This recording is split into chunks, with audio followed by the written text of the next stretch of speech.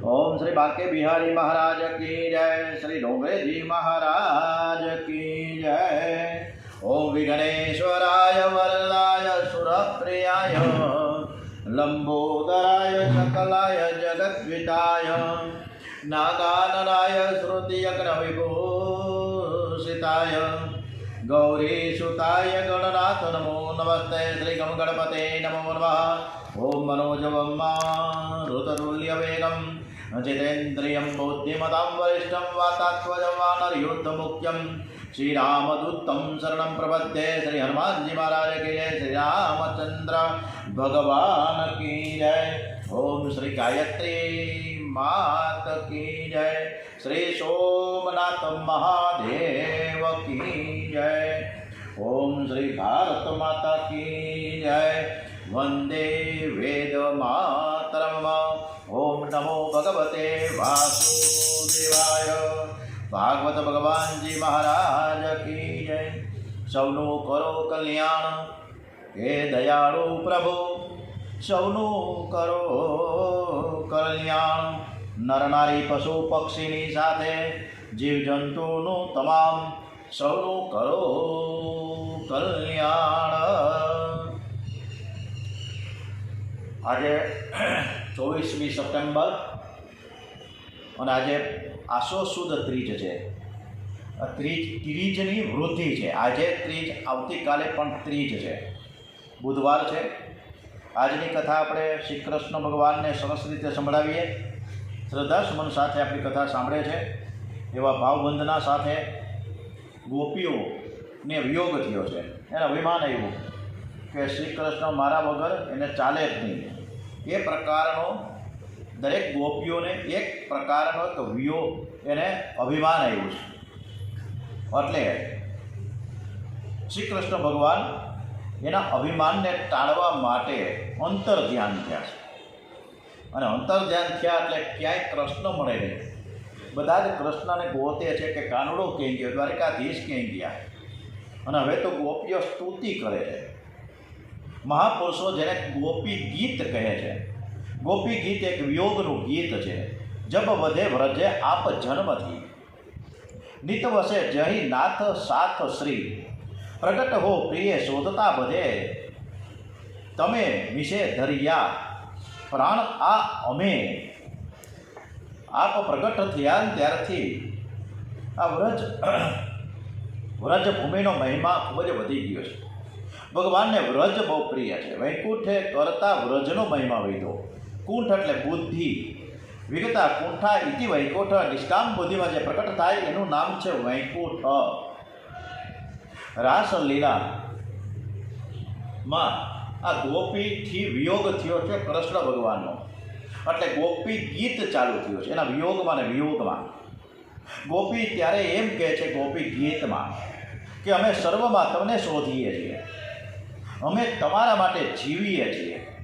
વિયોગમાં અમારા પ્રાણ જશે તો તમારી કીર્તિને કલંક લાગશે, તમારી અપકીર્તિ ન થાય, માટે અમે જીવીએ છીએ અને તમને શોધીએ છીએ। એટલે તમે નાથ, તમે અમારા ઉપર કૃપા કરો।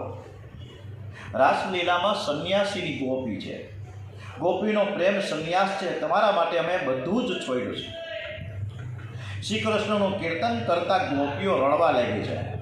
શ્રી કૃષ્ણ દર્શન માટે પ્રાણ વ્યાકુળ થયા છે। ગોપીનું હૃદય પરમાત્માથી સહન ન થયું। પરમાત્મા પ્રેમથી પ્રગટ થયા છે। પ્રભુએ કહ્યું કે સખી, હું તમને ખરું કહું છું કે મારા વિયોગમાં તમને દુઃખ થયું હશે, એના કરતાં તમારા વિયોગમાં મને વધારે દુઃખ થયું છે। તમારું મંડળ તો બહુ મોટું છે અને તમે અંદરો અંદર વાતો કરીને દુઃખ પણ ભૂલી જાઓ। જ્યારે હું તો અહીંયા એકલો બેઠો રડતો હતો, મને મળેલો જીવ ફરીથી સંસારમાં તણાયો। તમારા કરતાં મને વધારે દુઃખ હતું। તમારા પ્રેમનો બદલો હું શું આપું? હું તમારો ઋણી છું। સખીઓ સાથે વાતો કરી છે, પછી તો જલ વિહાર અને સ્થળ વિહાર કર્યા છે। ગોપીઓ ખૂબ જ બધી જ ગોપીઓ કૃતાર્થ થઈ છે। પ્રભુએ પરમાનંદનું દાન કર્યું છે। આમ ગોપી ગીતની રચના પૂરી થયા પછી આગળની કથા તરફ આપણે કંસ તરફ જઈએ। કંસ રાજા સુખદેવજી મહારાજ કહે છે કે રાજન, એકવાર નારદજી કંસ રાજાને મળવા ગયા અને કંસ રાજાને કહ્યું કે ભાઈ, મને હમણાં જ ખબર પડી, ખાસ હું તને કહેવા આવ્યો છું કે નંદ બાબાના ગોકુળમાં જેને બધા જ એને કનિયો કહે છે ને, એ નંદ બાબાનો પુત્ર નથી. તમને ખબર નથી, એ વસુદેવજીનો પુત્ર છે. એ દેવકીનો 8મો પુત્ર છે અને એ જ તારો કાળ છે. કંસ કહે છે, મને શંકા તો થતી જ હતી કે ઘણા રાક્ષસોને આ કાનુડાએ માર્યા છે, એ જ મારો કાળ છે, દેવકીનો 8મો છે. કંસ રાજાને આશ્ચર્ય થયું કે મેં વસુદેવને દેવકીને કેદમાં રાખ્યા ને ત્યાં ગયા કેવી રીતે? નારદજી કે ભાઈ, તું ભોળો છે, એ થોડા ભોળા, એ કાંઈ ભોળા નથી. તો ગયા ત્યારે તને ખબર પણ પડી નહીં.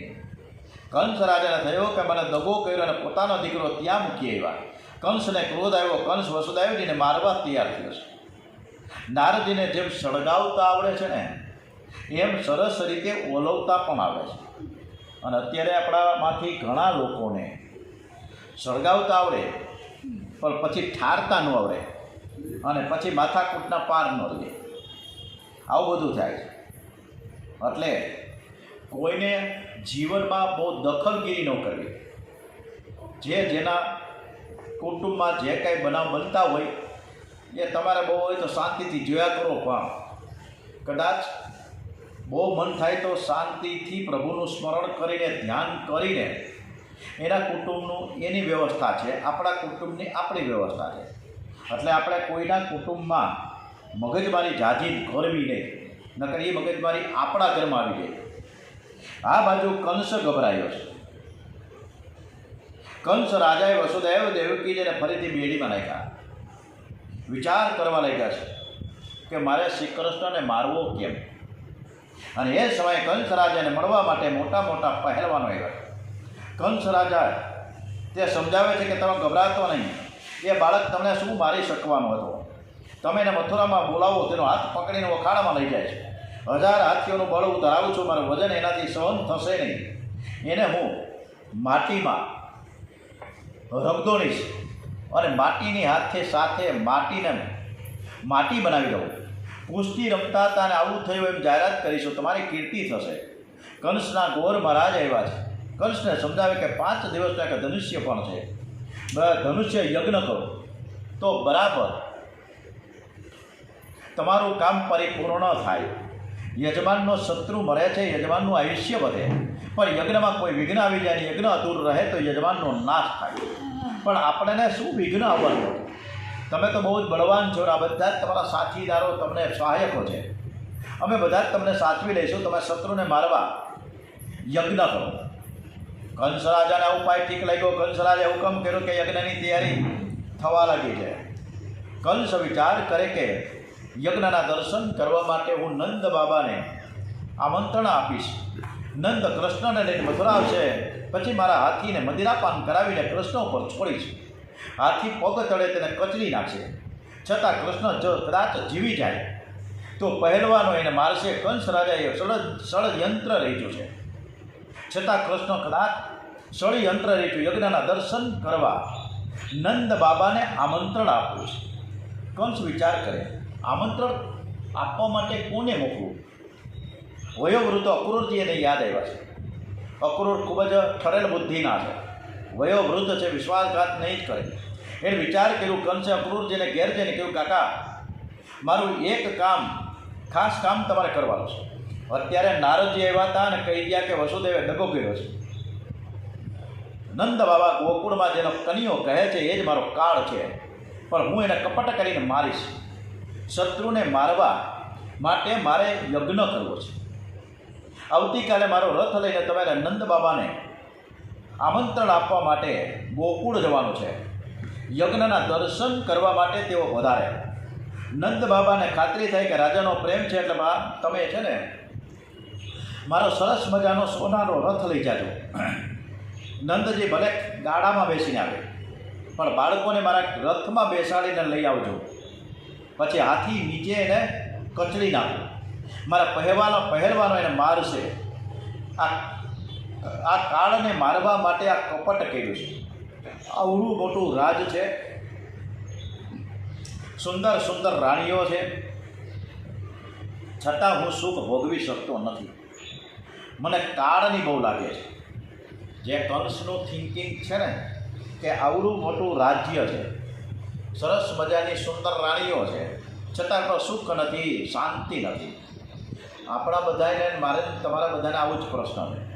ભૌતિક સુખ સાધનાઓ એટલી બધી છે, બધું જ છે, રાત રચેલું છે, અનેક ગણું સુખ છે, છતાં પણ એ સુખ આપણે માણી શકતા નથી, ક્યાંય શાંતિ નથી.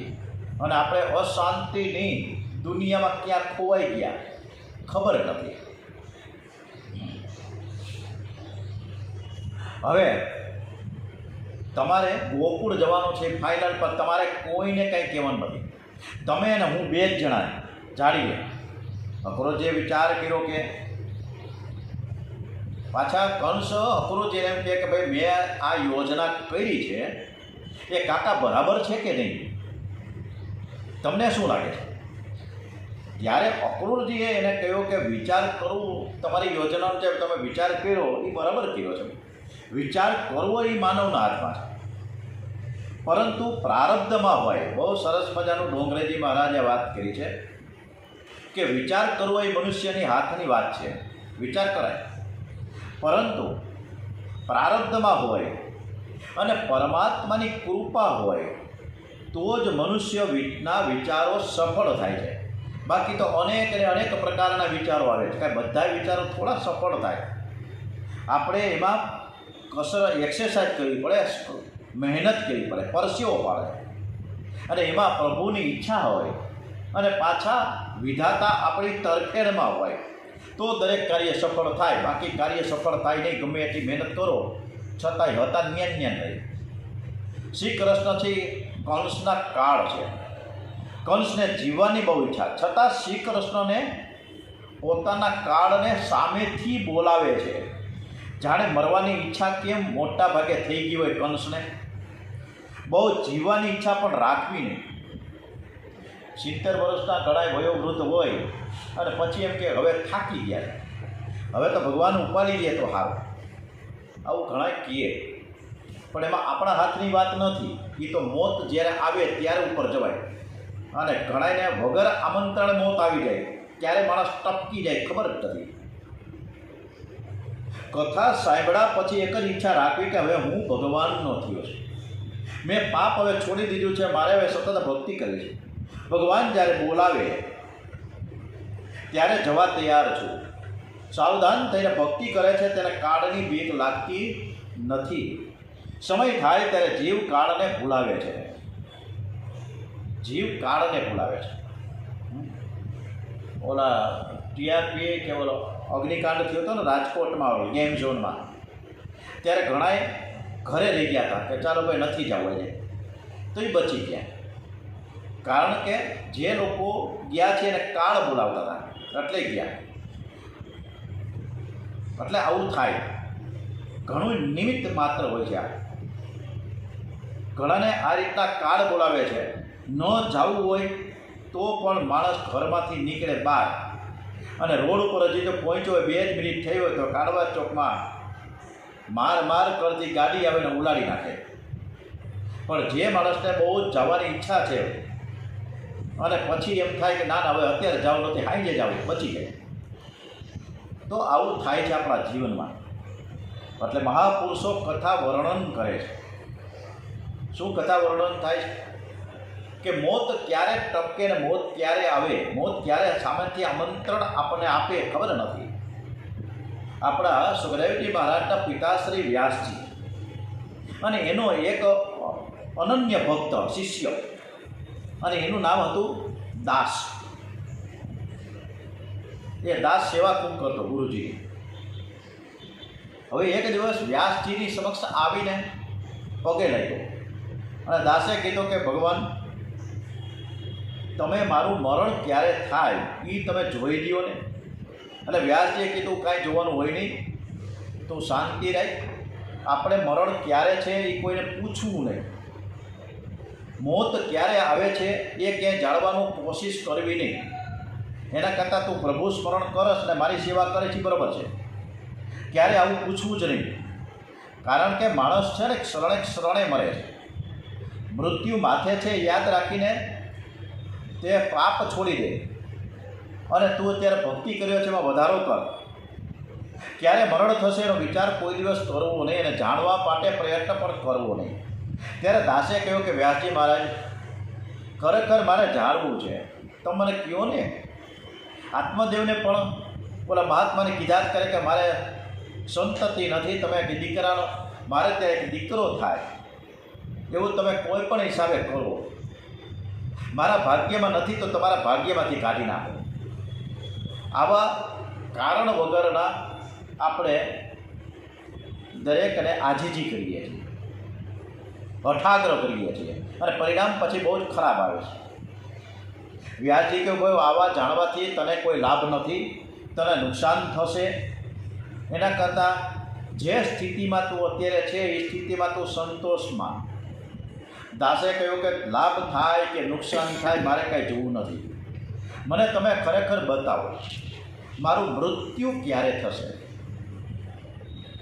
હવે વ્યાસજીની સેવા આ દાસે ખૂબ સરસ કરી છે. એટલે વ્યાસજી એનાથી પ્રસન્ન તો હતા જ કે હવે હાલ ભાઈ તું આટલું બધું તું મને હઠ કર્યા કરસ કે મારું મૃત્યુ ક્યારે છે, મારું મૃત્યુ ક્યારે છે, અને તારે જાણવાની બહુ ઇંતજાર છે ને. હાલ આપણે બે જણા યમપુરીમાં જઈએ અને યમરાજાને મળીએ. હાઈલા ગઈ યમપુરીમાં ગયા, યમરાજાને વિનંતી કરી. વ્યાસજી કહે છે કે આ મારી બાજુમાં ઊભો છે, મારો ચેલો છે, ખૂબ મારી સેવા કરે છે, એનું નામ છે દાસ, અને મને એમ પૂછે છે કે મારું મૃત્યુ ક્યારે છે એ જાણવા માંગે છે. મને તો કાંઈ ખબર ન હોય એટલે અમે તમારી પાસે આવ્યા છે. એટલે યમરાજાને કહે કે તમે આ દાસનું મૃત્યુ ક્યારે છે એ તમે જણાવો. યમરાજાએ કહ્યું કે હે વ્યાસ મહારાજ, આવું હું કંઈ જાણું નહીં, આ તો મારા મંત્રી છે ને મૃત્યુદેવ, એ બધું જાણે, એની ડાયરીમાં ડિક્શનરીમાં હોય. આપણે તમારે જો જાણવું હોય તો હું તમારા ભેગો આવું, મને વાંધો નથી. એટલે યમરાજા, વ્યાસજી અને દાસ આ ત્રણેય જણા ઉપડા મૃત્યુદેવના ઘેર. મૃત્યુદેવ તો અંદર હતા, બારણું બંધ હતું, ખટખટાયું, ખોયલું, આવો આવો વધારો, તમે ત્રણેય કેમ આવ્યા? ત્યારે વ્યાસજી કહે છે કે આ દાસ છે એ મારો ચેલો છે. યમરાજાને પૂછ્યું કે આનું મૃત્યુ છે, દાસને બહુ જાણવાની ઈચ્છા થઈ છે, મારું મોત ક્યારે આવશે? તો યમરાજાએ એવું કીધું કે ભાઈ મને ખબર ના હોય, એટલે તમે મૃત્યુદેવ જાણતા હશે એટલે અમે તમારી પાસે આવ્યા. એટલે તમે આને મૃત્યુ ક્યારે છે એ તમે બતાવો. હવે મૃત્યુદેવે કહ્યું છે કે યમરાજા અને વ્યાસજી તમે આવ્યા છો ત્યારે એટલું તો ચોક્કસ કહે છે કે મને આવી બહુ ખબર ના પડે, કારણ કે આ ચોપડો વિધાતાએ લખ્યો છે. એની ચોપડામાં કયા પેજ ઉપર કઈ લીટીમાં એને લખ્યું છે, ચોથા પાનામાં લખ્યું, પાંચમા પાનામાં નીચે લખ્યું, ઉપર લખ્યું, મને ખબર ન હોય. એટલે આપણે વિધાતા માતાજીને ત્યાં જવું પડે, વિધાતાજીને વિનંતી કરીએ તો મેળ પડે. તમારે જાણવું છે તો દાસ કે હાલો ને બધાય ભેગા, તમે આવશો મારા ભેગા? તો હાલો, મને હું વાંધો છે. એટલે યમરાજા, વ્યાસજી, આ મૃત્યુદેવ અને દાસ આ ચારે ચાર જણા ગયા છે વિધાતાજીને મળવા માટે. વિધાતાજી પણ અંદર બેઠા હતા, બારણું ખોલ્યું અને કીધું કે અમે ચારે ચાર જણા તમારે દ્વારે આવ્યા છે, કે આવો આવો બેસાડ્યા, બોલો શું જાણવું છે? કે ભાઈ અમારો આ ચેલો છે દાસ, એ ક્યારે મૃત્યુ થશે એને જાણવું બહુ ઇંતજાર થયો છે. એની ઈચ્છા છે કે મારી મૃત્યુ ક્યારે થાય એટલે મારે જાણવું છે. એટલે અમે યમરાજા પાસે ગયા. યમરાજા કે મૃત્યુદેવ પાસે. મૃત્યુદેવ કે ભાઈ હું ન જાણું, હવે કરવું હું? એટલે બધા અમે ચારે ભેગા થઈને તમારી પાસે આવ્યા. ત્યારે વિધાતાએ કીધું કે આનું મૃત્યુ તો ક્યારે થવાનું જ નહોતું, પરંતુ તમે બહુ આગ્રહ કરો છો ત્યારે મારે કહેવું પડે કે આ તમારો ચેલો તમારી સેવા કરે છે ને ખૂબ જ સારું છે, અને મને પણ ખૂબ જ ઈચ્છા હતી કે આ ઘણું લાંબુ જીવે. એટલે મેં એના કપાળમાં મારા મોટા બધા ચોપડામાં પેજ નંબર 51 ઉપર એવું લખ્યું કે વ્યાસજી એટલે કે તમે વ્યાસ મહારાજ, આ દાસ એટલે તમારો ચેલો, આ યમરાજા અને મૃત્યુદેવ, આ ચારે ચાર જ્યારે મારા ઘેર આવે ને ત્યારે મરે.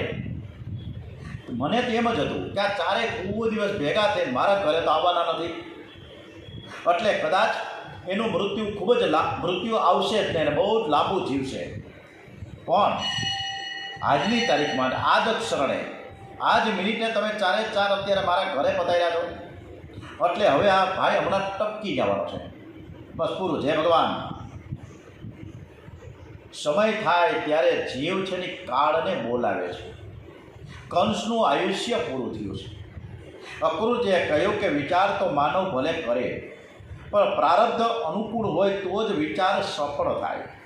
સંસારનું બધું જ સુખ પ્રારબ્ધને આધીન છે. પ્રારબ્ધ પ્રમાણે સુખ, દુઃખ, સંયોગ અને વિયોગ થાય છે. તમારી ઈચ્છા, આપણા કોઈનું કંઈ હાલતું નથી. ગમે એટલા વિચાર કરીએ કે હું મારા છોકરાઓને ભણાવી ગણાવીને એન્જિનિયર બનાવું, હું ભણાવી ગણાવીને બીજાને વળી ડૉક્ટર બનાવું અને ત્રીજાને સરસ મજાનું પાયલોટ બનાવું, આવી આપણા મા બાપને ખૂબ જ ઈચ્છા હોય છે. પરંતુ સમય અનુસાર આ ત્રણ દીકરાઓને જે બનાવવાની ઈચ્છા મા બાપ રાખતા હોય એ દરેક વખતે પરિભૂત થતી નથી. ધાર્યું કાંઈક થાય, ધાર્યું કાંઈક હોય ને થાય કાંઈક. આવું થાય છે આપણા જીવનમાં. એટલે દરેક વિચાર સફળ થતા નથી. એ તો પ્રારબ્ધમાં હોય અને ભગવાનની કૃપા હોય અને સાથે સાથે આપણી પોતાની મહેનત હોય તો કાર્ય સફળ થાય. હવે અક્રૂરજી કહે છે કે કંસ રાજાને કે તમારી ઈચ્છા જ છે અને તમારો હઠાગ્રહ છે કે મારે હવે ગોકુળમાં જવાનું છે અને આ નંદ બાબા કૃષ્ણ કનૈયાને અને બલરામજીને અહીં લાવવાના છે, તો હું જઈશ. કંસ રાજાએ કહ્યું કે કાકા મારો ભેદ કોઈ જાણે નહીં, બરોબર તમે સાવચેત રહેજો, ખાનગી રાખજો વાત. ના, હું કોઈને નહીં કહું, આપણા બે સિવાય કોઈ જાણશે નહીં. કારણ કે તમે મારા ઉપર વિશ્વાસ મૂક્યો છે અને વિશ્વાસ મૂક્યો હોય અને કોઈ દિવસમાંથી ચલાયમાન ન થવાય. હું વિશ્વાસઘાત નહીં કરું. વિશ્વાસઘાત એ મોટામાં મોટું પાપ છે. અને અત્યારે તો હાલતા ચાલતા વિશ્વાસઘાતી માણસો આપણને કેન પ્રકારે સામે મળી જ જાય છે. કોના ઉપર વિશ્વાસ કરવો આ જમાનામાં નક્કી જ નથી શકે. જે અંગતમાં અંગત મિત્ર છે, અંગતમાં અંગત સગો ભાઈ કેમ નથી, પણ ક્યારેય વિશ્વાસઘાતી થાય નક્કી ન હોય. એટલે સાવચેત રહેવું. માણસ ખૂબ સારો કહેવાય છે કે માણસ ખૂબ સારો. મહેશભાઈ જોશી જૂનાગઢમાં રહીએ છીએ, માણસ બહુ સારો, પણ પનારો ન પડે ત્યાં સુધી. પનારો પડ્યા પછી ખબર પડે ને કે આ મહેશભાઈ જોશી કેવો છે અને કેવો નથી, પછી ખબર પડે. હા, કોઈક દિવસ કોઈક તમારા અંગતમાં અંગત મિત્રને કહેજો કે મારે 3 લાખ રૂપિયાની જરૂર છે અને મારા મધરને અથવા તો મારા ઘરવાળાને ખોટે ખોટું બોલવું કે હોસ્પિટલમાં દાખલ કરે મારે 3 લાખ નહીં, એવા કોઈ ખાસ મિત્રને કહેવું. પછી શું થાય જોવું. અને માણસ ખૂબ સારો, પણ પનારો ન પડે ત્યાં સુધી. વિશ્વાસઘાત એ મોટામાં મોટું પાપ છે. અક્રૂરજીને બધું સમજાવીને કંસ ઘરે આવ્યો. અક્રૂરજીને તો આખી રાત નિંદ્રા ન આવી. અક્રૂરજી પરમાત્માનું ચિંતન કર્યા કરે છે. આજની રાત ક્યારે પૂરી થશે? આવતીકાલે મારે ગોકુળમાં જવાનું છે, મારે કાનુડાના દર્શન કરવાના છે. અક્રૂરજીએ સવારે વહેલા ઉઠી પ્રાતઃ સ્નાન કર્યું, નિત્ય કર્મ કરીને અક્રૂરજી મથુરા તરફ ગોકુળ તરફ પ્રયાણ કરે છે. જતા માર્ગે મહાભાગી પદલોચન કૃષ્ણની પરાભક્તિ ઉરે જાગે ચિંતવને ચિત્તને મહી. રસ્તે ચાલતા પણ ભક્તિ કરજો. સ્કૂટર પર હોય કે હાલતા ચાલતા આપણા કુળદેવીનું, આપણા ઈષ્ટદેવનું સ્મરણ કર્યા રાખવું મનમાં ને મનમાં. આમ તો ઘણા એવા ભૂંગળી ભરાવી અને હાલતા ચાલતા જે વાતો કરે ખબર ન પડે કે આ ગાંડો છે કે મૂરખ છે કે ખબર નથી. પછી ખબર પડે કે આ મોબાઈલમાં કોકની સાથે વાત કરે છે. જ્યારે આવું હાલતા ચાલતા મોબાઈલમાં કોકની સાથે વાત કરતા હોય તો હાલતા ચાલતા ભગવાનની સાથે વાત કરીએ, ભગવાનનું સ્મરણ કરતા રહીએ, ભગવાનનું નામ જપ કરતા રહીએ. આમ નામ 1-2 માળા થઈ જાય. અહીંથી કાળવા ચોક નીકળીને આઝાદ ચોક સુધી પહોંચીએ તો આરામથી એક ગાયત્રી ચાલીસા થઈ જાય ને એક હનુમાન ચાલીસા પણ થઈ જાય. એટલે રસ્તે ચાલતા ચાલતા ભક્તિ કરજો. ભક્તિ સર્વ ઠેકાળે સર્વ કાળે થાય છે. રસ્તામાં ભક્તિ કરવાની બહુ જ જરૂર છે. તમે ઘેરથી આવ્યા ત્યારે રસ્તામાં શું કરતા હતા? કેટલાક તો કોકના મોઢા જ જોતા હતા, કોકના વેશ પરિધાન, કોણે કેવા કપડાં પહેર્યા છે, કોણે કેવા ઘરણા પહેર્યા છે. આપણે કોઈના મોઢા કે કપડાં જોવા નથી નીકળી પડ્યા.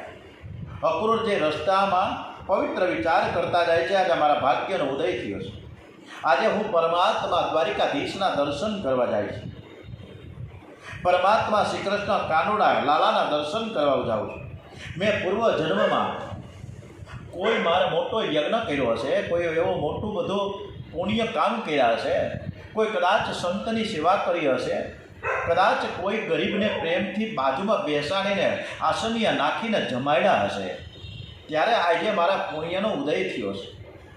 મારા જેવા કામી વિલાસીને ભગવાનના દર્શન ન થાય, પણ પ્રભુએ કૃપા કરીને મને બોલાવ્યો છે. કૃપા હોય તો પરમાત્મા બોલાવે, કૃપા હોય તો ભગવાનની કથા આપણે કરી શકીએ અને સાંભળી શકીએ. કૃપા હોય તો થાય ને. અનેકને આપણે ફોન કર્યા છે કે તમે આ લાઈવમાં જોડાઈ જાઓ, પણ દરેક જોડાઈ શકતા નથી. એ તો કૃપા હોય તો થાય, અને કૃપા હોય તો જ ભગવાનનું નામ લઈ શકાય. અને કૃપા હોય તો જ મંદિરમાં, કદાચ મંદિર સુધી પહોંચ્યા હોય તો વળી કોકનો ફોન આવે કે ભાઈ જલ્દી પાછા આવો. એક બનાવવા એ બન્યો છે, હજી મંદિરના 2 પગથિયા ચડ્યા હોય તો મંદિરમાં ભગવાનના દર્શન કર્યા વગર પાછા આવવું પડે છે. એટલે જો કૃપા હોય તો ભગવાનના દર્શન થાય, બાકી ભગવાનના દર્શન ન થાય. ઘણીવાર આ સરસ મજાની થાળ ઘેરવો મૂક્યો હોય આપણે ડાઇનિંગ ટેબલ પર, અને હજી જમવા જ બેઠા છીએ, હજી કોળીઓ હાથમાં લીધો છે, કંઈક એવા ખરાબ સમાચાર આવે કે કોળીઓ હાથમાં લઈ જાય. આમે ભાણું છે, જમી ન શકીએ. અને ઘણાના અગાઉ ભૂતકાળમાં એવા વિડીયો પણ આવ્યા છે કે અમે થાળી પડી છે, એક બટકું મોઢામાં નથી મૂક્યું, માણસ નેન ચડી જાય, ખાઈ ન શકે. એટલે આપણા પ્રારબ્ધમાં જે છીએ એમાં આપણે સંતોષ માનીને પ્રભુનું ધ્યાન અને સાધનાની ઉપાસના કરીએ. મારે તો કંસ રાજાનો ઉપકાર માનું છું કે મને પસંદ કરીને મોકલ્યો છે ગોકુળમાં. એટલે મને આ ગોકુળમાં જવાની પ્રેરણા પ્રભુ તરફથી થઈ છે. સાયંકાળે હું ગોકુળમાં આરામથી પહોંચી જઈશ, અને એ સમયે ગૌશાળામાં શ્રી કૃષ્ણ ગાયોની સેવા કરતા હશે. એકદમ કલ્પના શરૂ થઈ. ગોપાળ કૃષ્ણના મને દર્શન થશે. નમસ્યાભ્યામ છે સખી વનોકશ વંદિશ એને શિશુ ગોપ સાથ.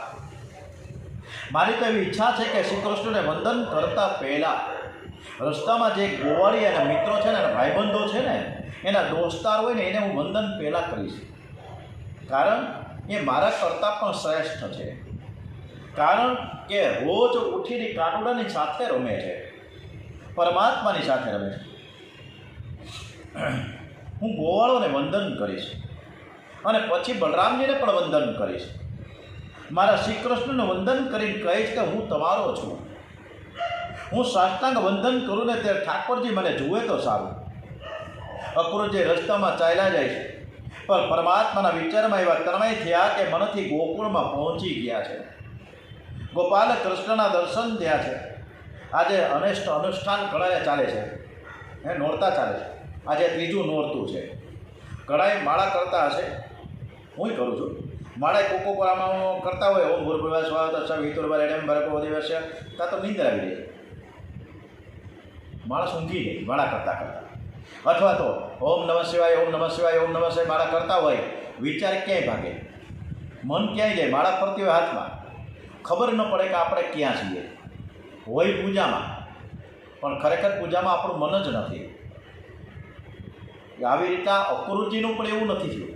અક્રૂરજી તો રસ્તામાં ચાલ્યા જાય, પણ અગાઉથી એડવાન્સમાં પહોંચી ગયા ગોકુળમાં એના મનથી, અને સરસ મજાના મનથી ગોપાલ કૃષ્ણના દર્શન કરી રહ્યા છે. અને કેવા મજાના કે આજે મારા કાનુડાએ પીળું પિતાંબર પહેર્યું છે, અને એનો સગો મોટો ભાઈ દાઉદ ભૈયાએ લીલું પહેર્યું છે. શ્રી કૃષ્ણ તો શ્યામ છે, દાઉદજી ગૌર છે. શ્યામ સુંદર, ગૌર સુંદરની જોડીના અક્રૂરજીને રસ્તામાં મનથી દર્શન થાય છે.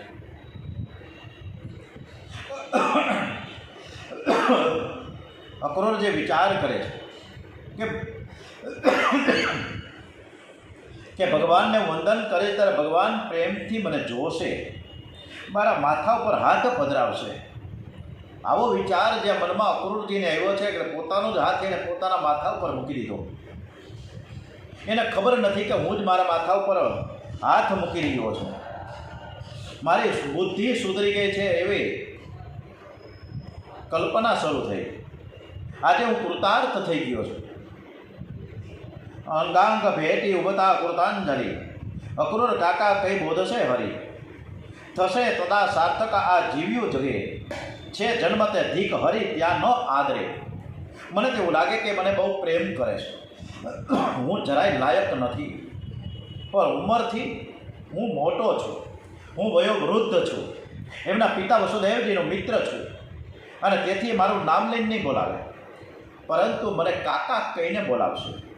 અને ત્યારે મને અતિ આનંદ થશે. એકવાર મને કાકા કહીને બોલાવે એટલે મારું મંગલમય થશે. ભગવાન જેને અપનાવે છે ને અંતકાળમાં એ લેવા આવે છે. આ બાજુ અક્રૂરજીની ઈચ્છા થઈ કે મને કાકા કહીને બોલાવે. ઓલી બાજુ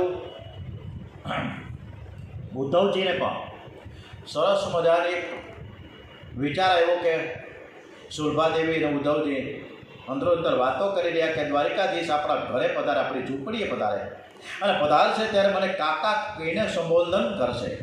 ત્યારે સુરભાદેવી પણ એને એમ કહે કે જો તમને એ કાકા કહેશે તો મને પણ એ કાકી તો કહેશે ને.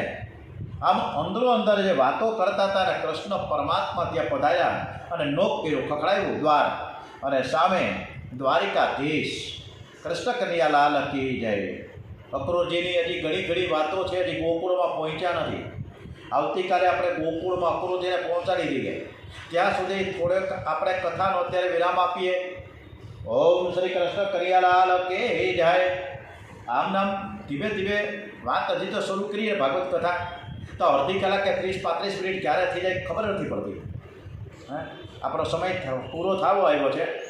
બધાને ઘણા ઘણા કામ હોય છે, એટલે આપણે કથાને વિરામ આપીને આવતીકાલે અક્રૂરજીને આપણે પહોંચાડી દઈએ ગોકુળમાં. અને પછી શું થાય ખબર નથી આવતીકાલે.